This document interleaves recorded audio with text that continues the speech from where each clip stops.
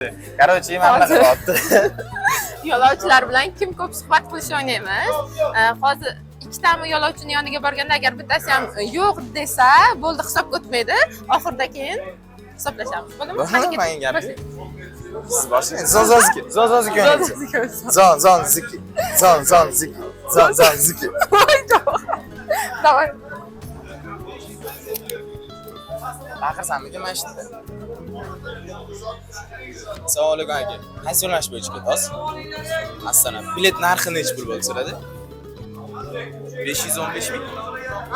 Bo'ldi, rahmat. Bo'ldi, mana shu. Menda bir plyus. Assalom. Bilet narxi necha pul bo'ldi? Necha so'm bo'ldi bilet? Bilet necha pul bo'ldi aka? 515. Qatgacha bu? Assalom. Avtobus yo'qotdi, darmani. Ichiga kirsangiz, endi qulayliklarga. Bo'ldi. Qayerdan keldingiz, sir bo'lmasa? Xorazm. Siz ham, Xorazm. Ikkita. Birinchi shart qo'ydi. Nimaga bitta? Ikkita odamdan so'radim. Assalomu alaykum. Va alaykum assalom. Qayerga ketyapsiz? Men ketmayman, men pochta jo'nataman. Hisob ko'chmaydi.